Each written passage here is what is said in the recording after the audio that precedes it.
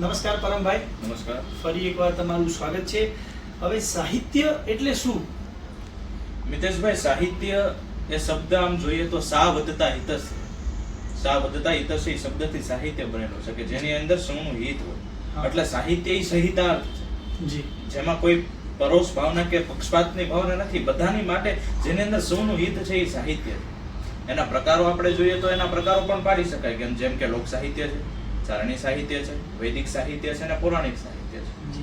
જેમાં લોક સાહિત્ય વિશે વિસ્તારથી ચર્ચા કરીએ તો કે લોકો દ્વારા, લોકો માટે, લોકોનું અને લોકો દ્વારા આવતું સાહિત્ય એટલે લોક સાહિત્ય, કે જેની અંદર લોકવાર્તાનો સમાવેશ થાય, લોકગીતનો સમાવેશ થાય, ગીતનો સમાવેશ થાય. જેવી રીતના સમૂહ ભાવના લોકગીતોની અંદર કે લોકવાર્તાની અંદર કે આખા લોક સાહિત્યની અંદર એક સમૂહ ભાવના ઉછેરી છે.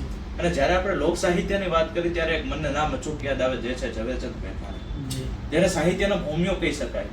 પણ એવા સાહિત્યના ભૂમિયા, સાહિત્યના રસિક માણસનું જ્યારે મૃત્યુ થયું, એના મૃત્યુ વખતેના શબ્દ હતા કે મારા સાહિત્યના ખેડાણમાં આ તો માત્ર સૌરાષ્ટ્રનો ભાગ જ છે, હજી પોણો ભાગ બાકી છે.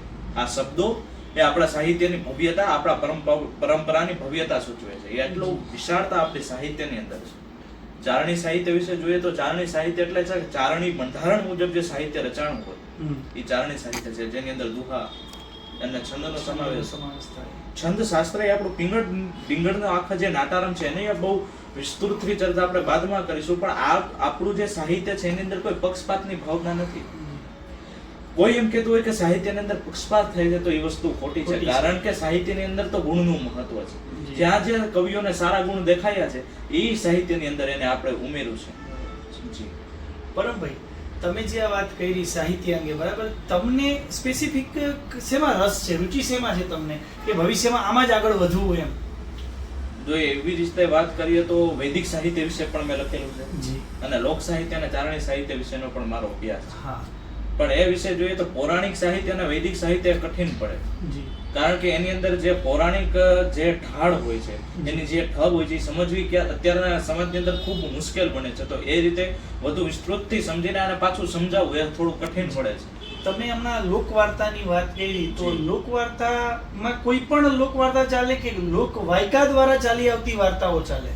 લોકવાર્તા એટલે લોકવાયકા દ્વારા જે આવેલી સમાજની અંદર એની પણ એ બોલવાની પણ એક ઢબ હોય.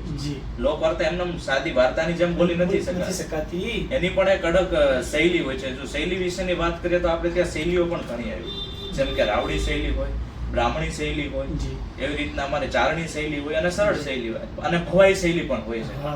જે ભવાઈ કલાકાર ઉપયોગ એ ભવાઈ શૈલી હોય છે. રાવડી શૈલીની જો વાત કરે તો એક કલાકાર મને યાદ આવી, કાનજી ફૂટા બારોટ. વાહ! રાવડી શૈલી એને કહેવાય. બ્રાહ્મણી શૈલી કે અગાઉની અંદર કથાઓની અંદર જ્યારે બ્રાહ્મણો જે ગામડાની અંદર આપણે સત્યનારાયણની ભગવાનની કથા વિનારી અને બ્રાહ્મણ દ્વારા જે ઢબથી જે વાર્તા થતી હોય એ બ્રાહ્મણી શૈલી છે. તો આ બધી શૈલીઓની પણ એક મહાનતા છે આપણી સાહિત્યની. Parambhai, thank you so much. સાહિત્ય વિશે આટલું બધું ડિટેલ્સમાં જાણવા બદલ તમારો ખૂબ ખૂબ આભાર. ધન્યવાદ.